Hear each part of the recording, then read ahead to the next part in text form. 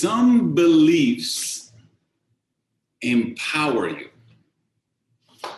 and other beliefs limit you. Other beliefs cause you to even self-sabotage yourself and forget in your microphone like I just did.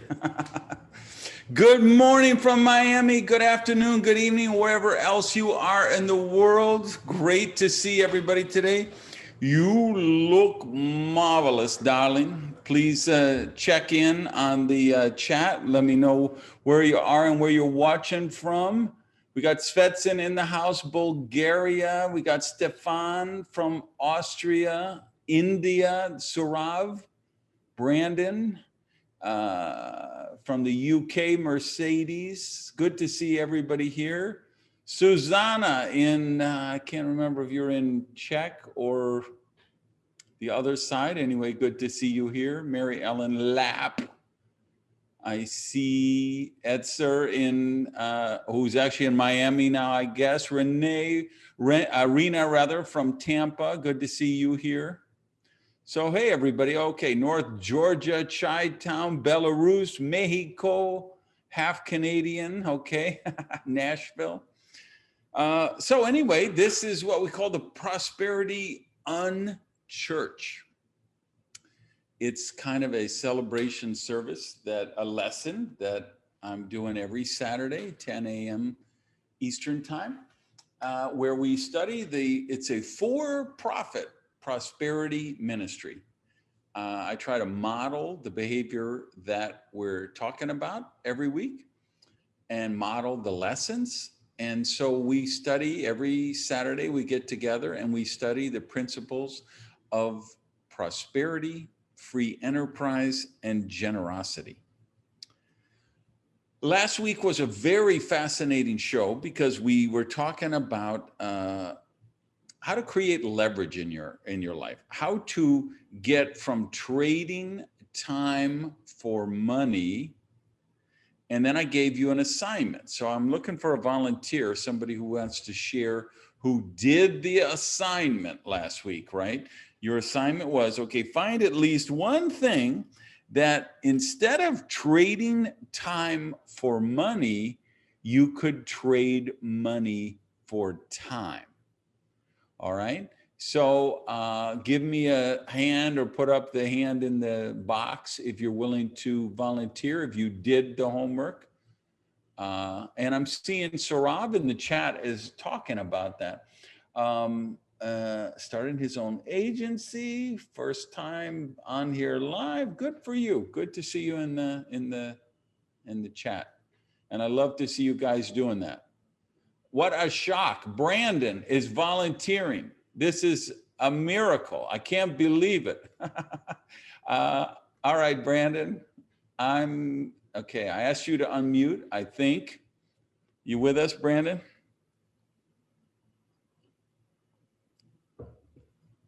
Yo, Brandon. You're unmuted, but we don't hear you. See, he is. All right, so something wrong maybe with your hookup, Brandon. So I'm going to go into the lesson because we got a lot of stuff and I want to make sure we get through it. So here's the premise that I want to begin with.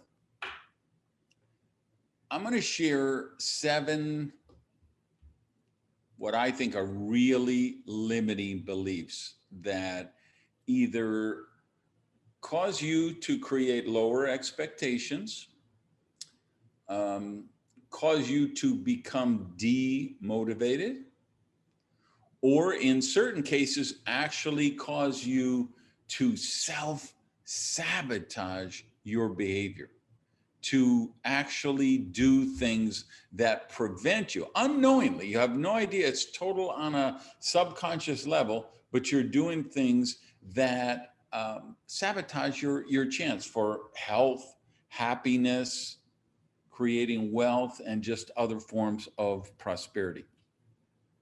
So the premise that we're going to operate on, and I'm going to share 7 of those, by the way, and then I'm going to give you 7 empowering beliefs that you could replace them with. So what we have to do is we have to recognize limiting beliefs.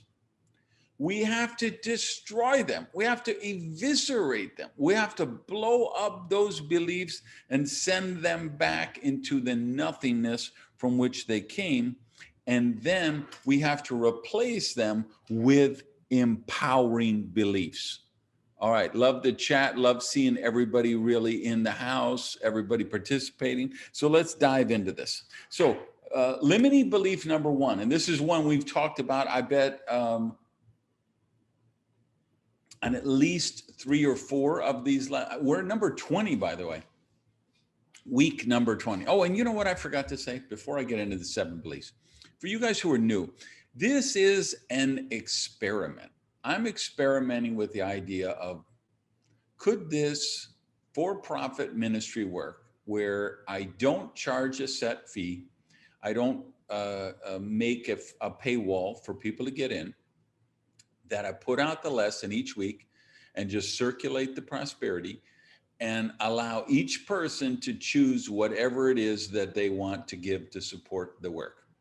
So if money is really tight and you're in here out of desperation and you can just send $1, I love seeing $1 donations, $2, $5. I get those a lot. If you feel moved to tithe because this is the source of your spiritual nourishment, I will accept that in the spirit with which it's given. And if you're just like, okay, if I normally went to a seminar for 45 minutes or an hour, I'd pay $40 or $30 or whatever. And that's whatever it is. But I'm experimenting with this. This is week number 20, lesson number 20. I put a lot of work into this, as you can see, if you're a regular viewer. I have to say it's not really, the money doesn't justify the time at this point. Because I have clients who pay me money to work with them that is more lucrative. But so I said, I'm going to give this a go and just see what the universe tells me. Does the universe really feel there's value in this, and do they want to support it? And is there people who say, hey, I really got something out of Randy's work. I've been able to manifest success because of that. And I'm going to support the show because I want other people, I'm going to pay it forward. I'm going to help support that so the people who can't afford it, the people who can only pay $1 a week, so they could do it. So it's not there from a financial standpoint yet. And I knew it would take a while if we're going to do that and to grow the show. But what I saw last week was the most people who contributed $1, $2, $5, and $10. That was the most we've ever had. So I'm encouraged by that. Like I say, it's not really meeting the financial test of, if Lornette looked at this from a fiscal standpoint, if my accountant looked at that, they would say, Randy, stop doing this. Go work with one of your corporate consulting clients. They pay you a lot more money and you don't have to spend all that time preparing the lesson every week. But I'm putting it out to you guys to see, do you want to see this continue? So that's where we're at. So you contribute whatever you want. The page to do that is randygage.o, and I think Paula is pulling it up. I see the screen reverberating. Yes, there we go. randygage.com/go. If you want the show to go on, go to randygage.com/go. And you can PayPal, you can Venmo, you can debit card, however you want to support the work. It's not a religion. It's not a church. We call it the Prosperity Unchurch. It's an unreligion. Like I say, principles of prosperity, free enterprise, and generosity. Okay, so let's look at this first limiting belief, which I started to say, you've seen in at least 3 or 4 of these lessons, and should it continue, you're probably going to see it in 29 other ones. And this limiting belief is shared by, okay, so last I heard there were 7.7 billion people in the world. And I would say this first belief is shared by at least 7 billion of those 7.7 billion. And that belief is that money is a finite resource. That money is limited, that there is only a certain amount of pesos and pounds and dollars and Bitcoin and Japanese yen and Chinese yuan, or whatever that is, however that's pronounced, that there's a finite amount of it. And that when someone else has it, then you can't manifest it because it's distributed around the world. And this is how, like I say, at least 7 billion people believe this, that there's a certain amount of currency in the world, whether it's fiat currency, cryptocurrency. They believe there's a certain amount. It's been allocated in a certain way, right? Jeff Bezos has a lot of it. Oprah Winfrey has a lot of it. People struggling in San Salvador don't have a lot of it. People in South Central LA don't have a lot of it. And that it is what it is. And the only way, many people believe, the only way to change that is we have to take that money from someone else. And you're going to see that's going to come up in a different limiting belief in a different context. You have to blow that up. And we're going to talk why in the second half. Belief number 2. The system is built with an inherent bias that prevents you from becoming wealthy. Maybe someone will be good for the community and type these in the chat if you would. So number 1 belief was, limiting belief, is that money is a finite resource. And number 2 belief, limiting belief, is the system is built with an inherent bias that prevents you from becoming wealthy. So what do I mean by that inherent bias? Well, the bias may be you're a high school dropout. So you say there's definitely a bias for people who have college degrees. They get more offers for better jobs. So there's an inherent bias with me because I'm a high school dropout. There's an inherent bias with me because I'm a woman.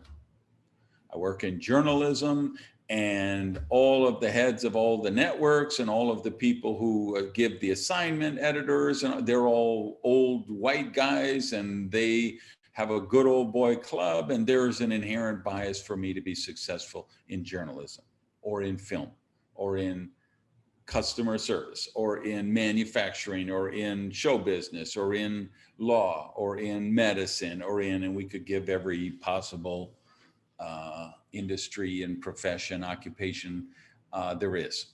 Maybe it's because of the color of your skin.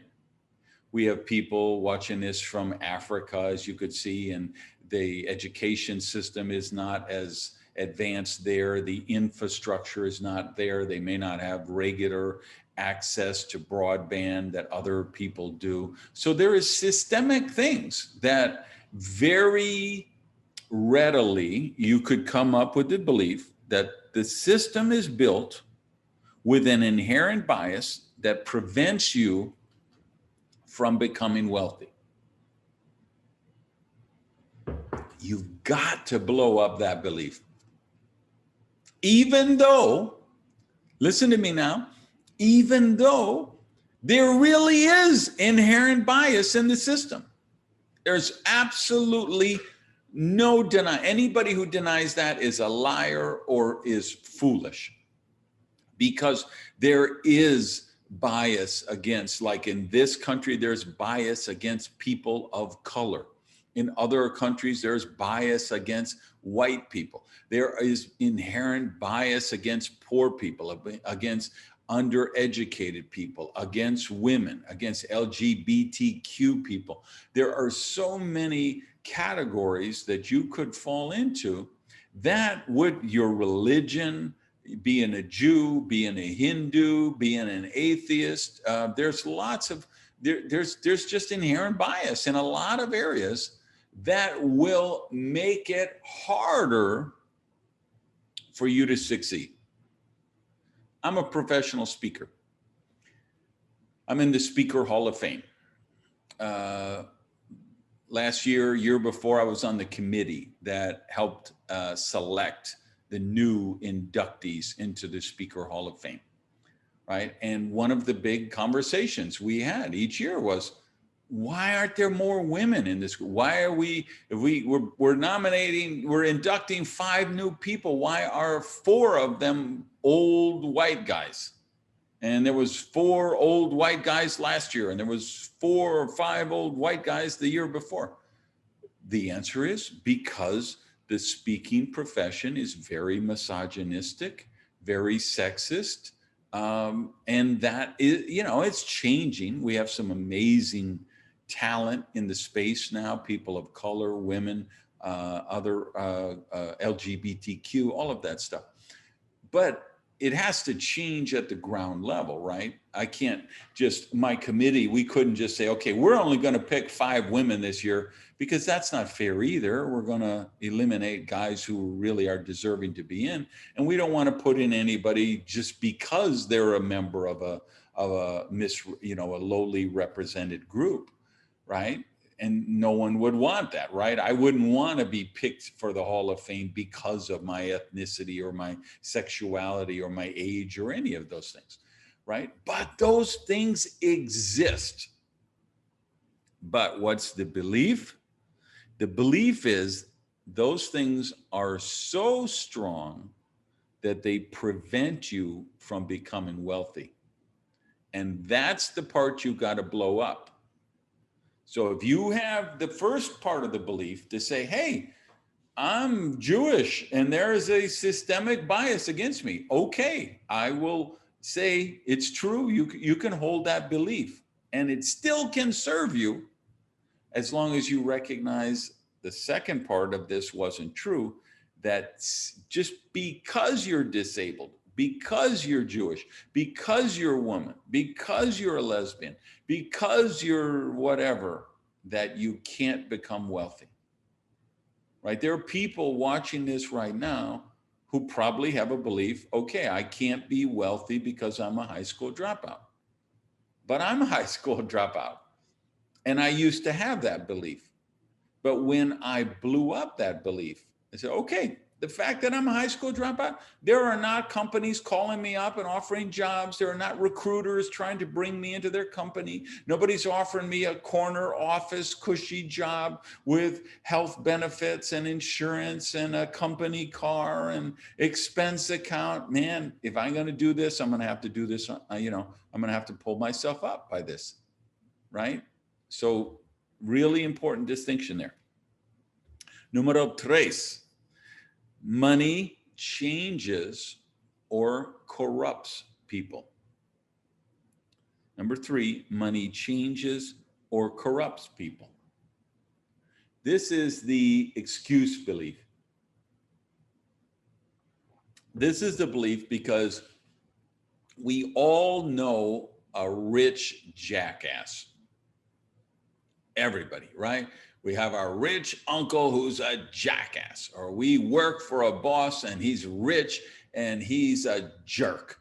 Or we used, our old college roommate is a .com billionaire now and they're a creep. So we can then say, oh, the money changed him, or the money corrupted her. And now we have the perfect excuse why we're not successful. Because we can say, and most of this, you got to understand, most of this is done on a subconscious level. You don't even know you're doing it.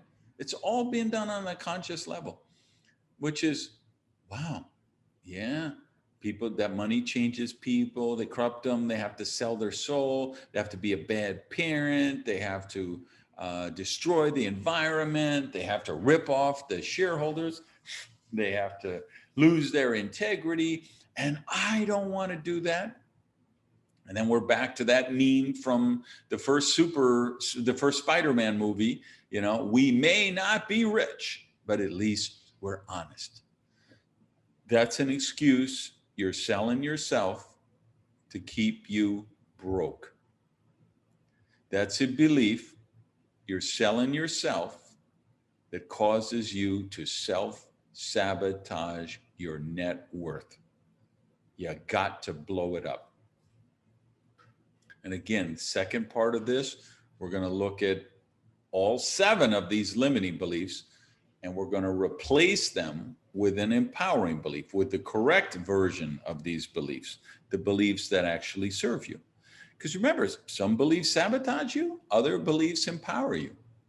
By the end of this broadcast, we're going to have 7 beliefs that empower you to be healthy, happy, and prosperous. Number 4 belief, a very common one. Again, if I want to throw some numbers out, I'm going to say if there's 7 billion plus people in the world, 5 billion of them at least believe this. Number 4, you must choose between a successful career or a well-adjusted family. You must choose between a successful career or a well-adjusted family. Where do you see this the most? You see it in the parenthood thing. So, okay, if I want to be successful at my company, I got to neglect my children. And I don't want to neglect my children, so I'm just going to have to settle that I won't make it to the top. You know, the belief, okay, to be successful in business, you're going to have to be a hard charging guy who's a absentee father. Really prevalent belief, guys. Like 5 billion people believe that.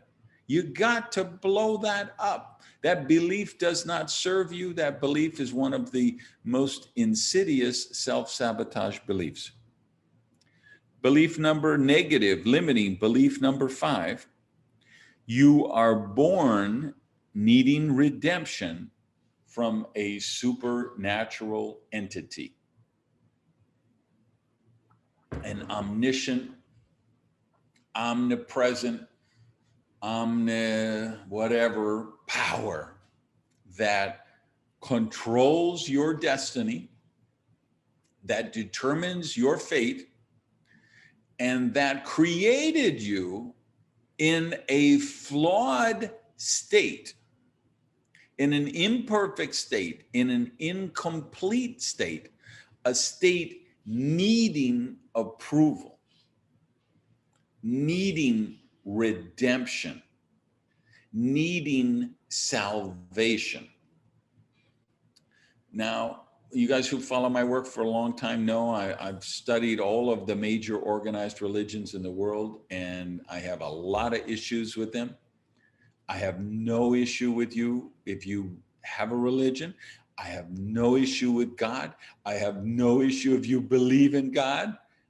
I have an issue with organized religion and the world's major organized religion and the limiting self-sabotage beliefs they're creating.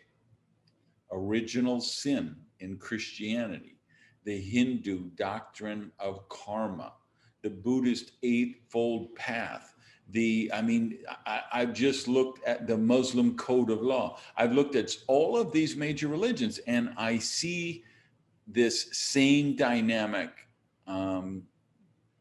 Pisses off a lot of people, but I call them cosmic frequent flyer programs. For instance, I'm going to see my mother next weekend. It's her birthday, so I'm flying there to celebrate her birthday. So I thought, okay, of all these 8 million frequent flyer miles that I've been collecting, running around the world giving speeches, I'm going to trade in some of those miles with Delta and fly home and visit my mother. So I traded in my miles and I got the free trip to go home to see mom. And that's how it works. When you fly those airlines, you collect the points. And then when you want the free trip to Fiji or Tahiti or Hawaii, you trade in the points. And unfortunately, a lot of organized religions have people believing that life is a frequent flyer program or a frequent guest program like you see with Hilton and Marriott and the hotel chains, that if you collect enough points, you will win the free trip to nirvana or heaven or salvation in the end. So how do you win the free trip? Well, it depends on which organized religion bullshit you're believing. Okay, some people think I need to fly planes into skyscrapers and kill people, and then that is going to win me the free trip to nirvana, to paradise. Other people think, well, if I bomb abortion clinics, that will get me to heaven. Or if I kill politicians, if I throw homosexuals off roofs, if I rub enough rosary beads, if I pray to Mecca enough, if I light enough candle, burn enough incense, chant enough mantras, say enough prayers, rub enough rosary beads, do enough confessions, I keep getting points. And if I get enough points, then I will become worthy. And this is the most limiting belief of all, because it's this belief that you're born not worthy. And so, another one of these is reincarnation, right? There are millions, maybe billions of people who believe they're reincarnated in this lifetime to pay penance for a bad thing they did in a previous lifetime. There are people who believe that they need to be reborn 150 times before they're going to be worthy and reach enlightenment. And if they're only on rebirth number 119, what happens? They sabotage their happiness. They sabotage their health. They sabotage their prosperity. Why? Because they were taught since they were 4, 5, 6 years old that they are not worthy, that they don't have enough points to win the free trip. This belief is deadly. This is the belief that causes trans kids to kill themselves. This is the belief that causes other people to murder trans people. This is the belief that causes people to destroy their marriage, sabotage their career, completely disregard their health, and live a life of misery. This is the belief that causes billions of people to withhold prosperity from themselves in this lifetime because they think the real lifetime is the afterlife. So they spend their whole life treating it like it's a rehearsal, preparing for death, believing that death is their birth. And listen, I'm not here to tell you whether there's afterlife or not. I'm not here to make that case. I don't know. You don't know. None of us know for sure. Yes, I know 800 of you who just heard my voice said, oh, I know, because I read my holy book, and my holy book is the truth, and it told me there is this. Okay, great. You believe what you want to believe. But I'm telling you, if you live your life like a dress rehearsal, and you live your life believing you're not worthy, and that you only are going to collect enough points by the time you die, that's a tragedy. That is a sin. That's a sin against the force that created you.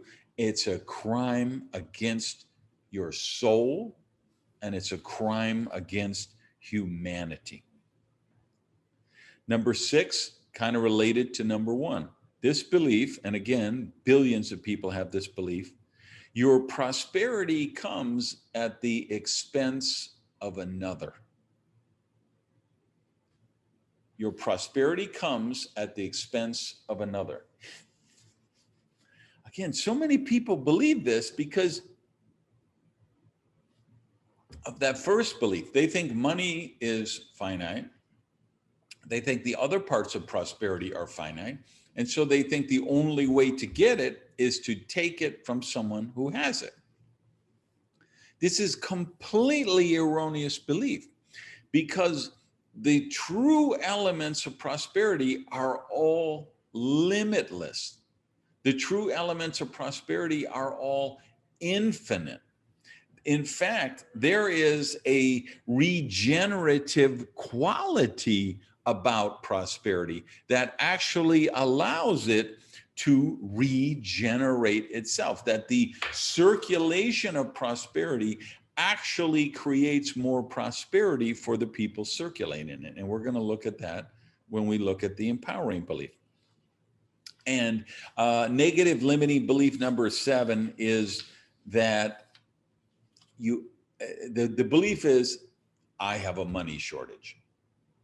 So that's number 7 for you guys keeping score at home. Number 7 is, I have a money shortage. That's not true, because money is just the delivery mechanism. Nobody hangs on to money for the most part. What do people do? They spend most of their life desperately trying to collect money. And then when they get the money, what do? As soon as they get it, they go and trade it for something else. So you see, when I got my last money, I bought that artwork you see on my wall. That's a artist from Colombia. I bought those flowers sitting behind me. I bought that nice little MacBook monitor to see my screen. I went to Home Depot and bought that plant behind me. I renovated this apartment I'm sitting in. I got my little Echo device there so I can order stuff. I traded the money for the things that I really wanted. The money was just a delivery mechanism. And this is true for all of us. Yeah, people keep some savings, very little, very few people. But I mean, sometimes we're holding on to money for a finite, a limited amount of time, and then we trade it for the thing that we really want the money for. And recognize that sometimes that's just freedom or security. So that's what we trade money for. So how do we attract money? Well, let's go back to, I forget what lesson we talked about this, but I believe there's 3 ways that we manifest prosperity on the physical realm. Way number 1 is we solve problems. Way number 2 is we add value.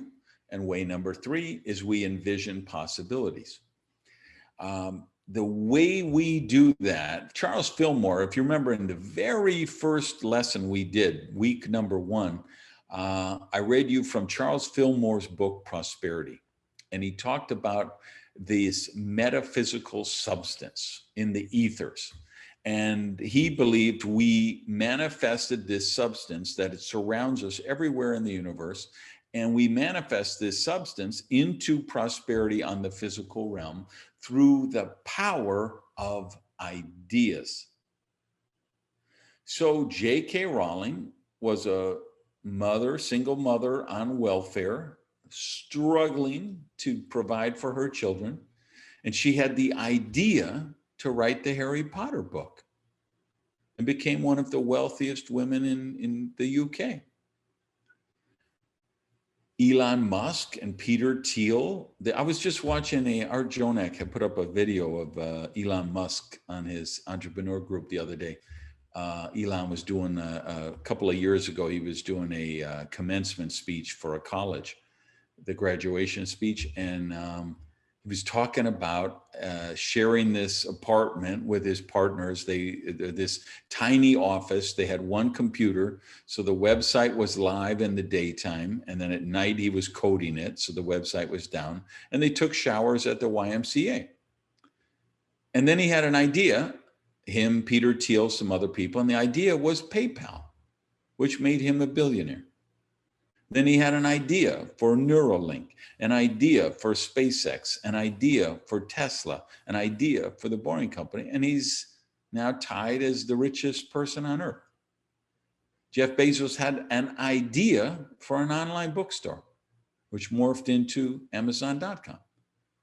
So It wasn't a money shortage. It's not a money shortage. It never will be a money shortage. If you are not manifesting enough prosperity in your life, it means you're not manifesting enough ideas in your life. All right, so let's flip the switch. Let's have some fun now. Let's create a new list. This is the list of 7 empowering prosperity beliefs. Number 1, empowering prosperity belief. Money, love, hugs, and all true forms of prosperity are infinite. Money, love, hugs, all true forms of prosperity are infinite. If you give love to your children, it doesn't diminish that love. It increases the love. When you love your elderly parent and you provide for them, when you love a stranger in the subway, when you show love and kindness to somebody on Facebook who you disagree with, the visceral political disagreement, but you choose to show them love, you choose to show them kindness, that just manifests more love and more kindness. So you don't deplete your inventory. When you give someone a hug, they give you a hug back. It's a regeneration thing. So there is no, and money is the same way. When you circulate it, you're circulating prosperity. Yes, I gave money to the florist, but I have those beautiful flowers behind me. So every time I walk in my office, every time I look at the screen when I'm talking to you guys, I see those beautiful flowers behind me, and I see that beautiful plant behind me, and it brings harmony and joy to my life. This is the circulation law of prosperity. In fact, the simple circulation of forms of prosperity causes them to regenerate. So let's let go of that belief that money is infinite, and let's replace it with the belief that money, love, hugs, and all forms of true prosperity are infinite. Belief number 2, empowering prosperity belief number 2. You absolutely can beat systemic bias and become wealthy. You can absolutely beat systemic bias and become wealthy. You know, people say, well, I don't have a college degree. You know, it doesn't seem to have hurt Bill Gates that he dropped out of college. It doesn't seem to hurt me that I got expelled from high school, right? It doesn't seem to hurt Oprah that she's a Black woman. You know, it doesn't, I mean, all we have to do is just look everywhere and we say, wow, there is wealthy, successful, healthy, happy Jewish people, Hindu people, Muslim people, bisexual people, transgender people, non-binary people, undereducated people, elderly people, young people. Yes. Again, let's go back to what we said before. There really is some inherent bias in the system. If you're not, you know, I wasn't in a good old boy network. I didn't have wealthy friends. My family did not have wealthy friends. We didn't have connections. Nobody was going to get me into West Point. Nobody was going to get me a scholarship at Harvard or Yale or Stanford. Those things weren't in my future. There were systemic things, you know, a bias against me. But accepting that these bias prevent you from becoming wealthy is a belief that doesn't serve you. Give me a yo, a hey, a amen in the comments. Wave on the screen, something. Let me know you got this, all right? Same thing, you guys watching on the replay, okay? We put this up every Monday on Prosperity TV, my YouTube channel, and we post it to the Power Prosperity podcast every Monday as well. So you guys on the replay, check in, same thing. Let me know what you're doing. You guys on the podcast, subscribe and rate, please, on whatever provider you do. Just don't buy into the belief. You know, it's okay to believe, okay, I'm disabled. Okay, I have physical limitations that make the system stacked against me. That's absolutely true for millions and millions of people. But if my friend Kyle Maynard, who's a congenital amputee, born without hands and legs, can climb mountains, and he did, then we have to say, okay, that disability can't prevent you from reaching prosperity. If you don't believe me, you Google Kyle Maynard, Maynard, just one of my favorite people in the whole wide world. So Nike did a documentary with him, or ESPN 30 for 30, one of those, where he climbs a mountain. Okay, I mean, when you know the guy good like I do, you're just so amazed and blessed and inspired and empowered, just hanging out, drinking coffee with him, right?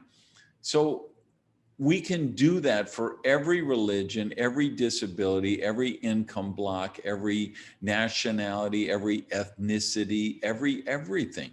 There are people who do become wealthy in that. So if you're so I see, let me see, what do we got? So I got Denora is a Black woman, if my screen is telling me the truth. So the fact that Oprah was successful as a Black woman means that it's possible for Denora, okay? And I can see Amir is probably Muslim. I'm gonna guess Islamic something. I'm gonna guess Sarav might be a Hindu, but I'll say he's a person of color. I'm gonna say, right, but yet we can find people in all of those categories who had the same scenario, who were successful and are becoming successful. So yeah, you know, you can choose to be a victim, right? I could have said, hey, I mean, I was a high school dropout. I was in jail at 15 years old. I was an alcoholic and a drug addict. And I come from a poor family and a single mother who was raising 3 kids by herself. Nobody could have argued against my excuses. But it was only when I was willing to stop giving those excuses and take personal responsibility for my prosperity that I was able to manifest it. Okay, third empowering prosperity belief: money simply reflects who you are. Money simply reflects who you are. Money can't corrupt you any more than sweets or drugs or alcohol or any other addictive substance like that, right? I know if I eat nothing but cookies and candies and cake all day long, I will get overweight, I will get sick, I will get diabetes, and I will die. But I can't blame it on the sweets. I have to take responsibility that I chose to eat that, right? I know crystal meth will kill me, but I can't blame the crystal meth. I have to blame myself if I torch up with that. All right. Alcohol, right? I can't blame the alcohol. I have to take personal responsibility if I make the decision to drink alcohol. When you take responsibility, then you take your own power back. When you look for the excuse, when you say, well, the money corrupted her. No, you're giving away your power. Money doesn't corrupt anybody. Success doesn't corrupt anybody. What those things do is they reveal who you are. So if you say, wow, I find that now that I'm getting wealthier, I can afford cocaine, and I can drink 6 drinks every night at dinner and half a bottle of wine in the evening. And I, now that I have money, I can do this, and I can hire a sex worker and cheat on my spouse, and I can do that. Well, that's not the money doing that. It's not the success doing that. That's revealing to you your lack of self-discipline or your lack of character, the issues in your life that you need to work on. And by the way, you have issues like that. I have issues like that. We all have issues like that. That's what the journey toward prosperity is about.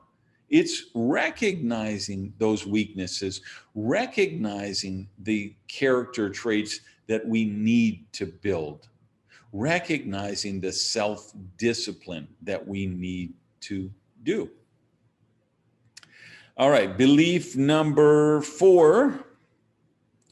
You can create a harmonious synergy with your career and personal life, supporting each other in abundance. It's a long one. I'll repeat it again. You can create a harmonious synergy with your career and personal life, supporting each other in abundance. The limiting belief of one or the other is true only in poverty-conscious environments. Let's dig into that.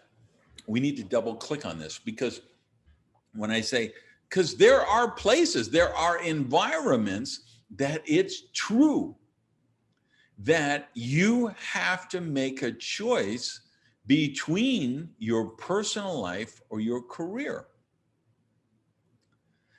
So I'm in a business deal. This is way back when. This is in the 90s. So I'm in a business deal with somebody, and we're in discussion with another person who's a business deal. Paula, is that you? Need to mute, or somebody? So we're talking about, so I'm talking with somebody who's already my partner, and we're talking about this other person that wants to do business with us. So he's written a book. How do I protect the guilty part? I don't want to give the name of the book. I don't want to give his name. It's a story of how he made hundreds of millions of dollars, and is part of the book. So one of the chapters is this litmus test that he gives his potential partners. And the litmus test is he finds out when their child's birthday is. And then he schedules an emergency meeting the day before their child's birthday to see somewhere out of town where they got to jump on a plane and come and meet him. And then he finds out if they're loyal and serious. And that was his litmus test.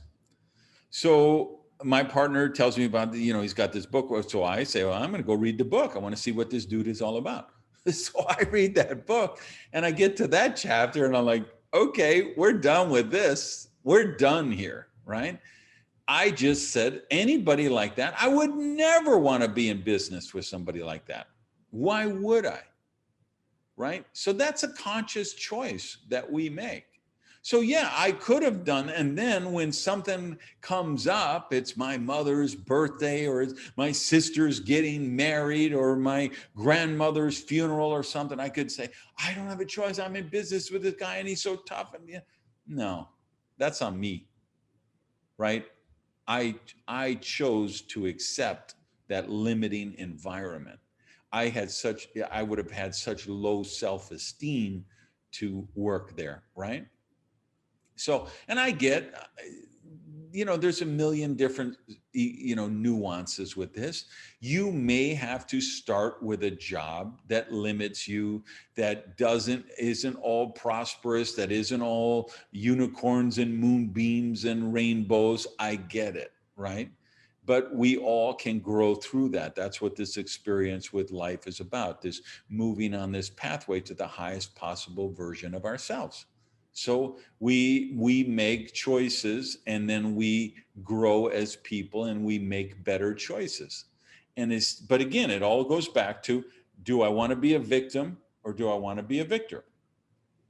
If you choose the victimhood route, all your friends are going to agree with you. Everybody's going to tell you it's not your fault and there was really nothing you could do. Let me check on this. Okay, got the time is good.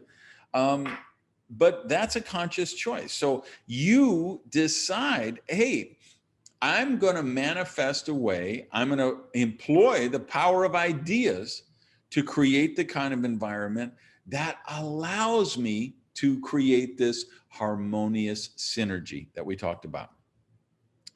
Number 5, no one is born in original sin, but rather is bathed in original blessing. No one is born in original sin, but rather is bathed in original blessing. And again, this is how I choose to, like, if we take original sin, that's a concept that is taught in Catholicism and many other Christian denominations, based on their interpretation of the Bible.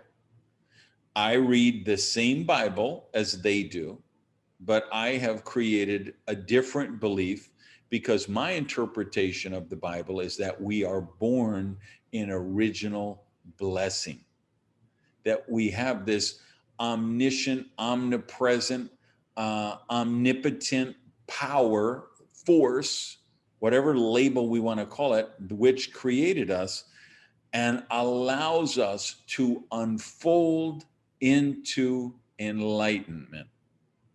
That is the belief that I choose to have, because it's based on the belief, the rock solid belief that I am worthy, that you are worthy. You are not born needing to be fixed. You are not born needing salvation, redemption. You are born in original blessing. And part of that blessing is your strengths, your talents, your gifts, your personality, your physicality that you are able to employ each day to become a higher person of yourself than you were the day before. Empowering prosperity belief number 6, the more prosperity you attract, the more prosperity you can circulate. So number 6, the more prosperity you can attract, the more prosperity you can circulate. So let's lose this belief that for you to become more successful, you have to take it away from someone else, or that for someone else to become successful, they have to take away from you. They don't. That's a bad premise. Remember, money is infinite. All of the true manifestations of prosperity are infinite. And the more we give away, the more we circulate, the more we will attract back to us. And finally, numero 7, no one suffers from a money shortage, only an idea shortage. No one suffers from a money shortage, only an idea shortage. There are people, man, if you don't believe me, listen to it was just out last week. Tim Ferriss did a podcast with Novid Krantz. What's her first name? Is it Julia? I'm thinking. But anyway, look for Nova Krantz. It's France Nova Krantz? Nova Krantz. What's her first name? Is it France? I don't think France, but it's Nova Krantz. Okay, yeah, I know the last name. I was not aware of the first one. Yeah. So, but it's his podcast from last week. For you guys on the replay, whenever you're watching, this is actually May 15, 2021 that we're doing this. So within the last week, it was just podcast. And she's doing all this. She's with Acumen, this organization she started. And just hearing her stories about starting bakeries in Africa and giving women jobs and then creating micro lending organizations. And it's just so inspiring to hear. It was, and Tim's had some amazing podcasts with brilliant, insightful people, but I think this last one was probably my favorite, just because it shows the power. Jacqueline, okay, thank you very much. Yeah, so Jacqueline Novogratz, Novogratz, Jacqueline Novogratz. Just amazing stuff. So no matter where you are, if you're in National City in San Diego and South Central LA, Compton, Sao Paulo, San Salvador, anywhere, if you, with the right idea, you can manifest more prosperity in your life. All that stands, but listen to me, people, listen to me very carefully. All you guys listening on the treadmill, on the elliptical, walking your dogs, I want you to pay attention for really hard that all that stands between you and your prosperity is a great idea. All right. One more note on supporting the show, and then I'm going to give you your assignment. Actually, I'm going to combine them.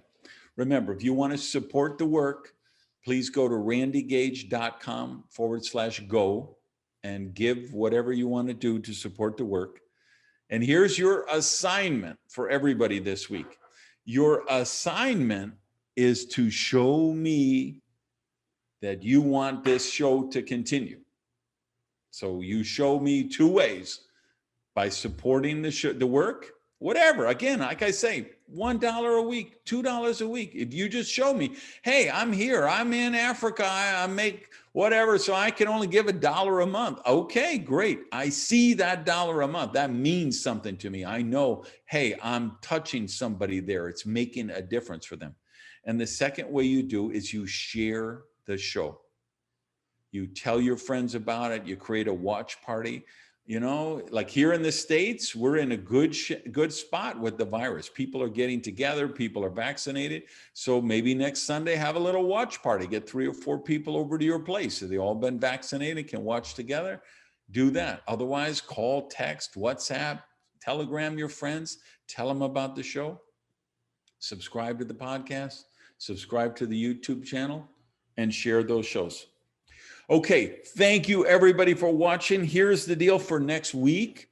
The topic is going to be a really sexy one.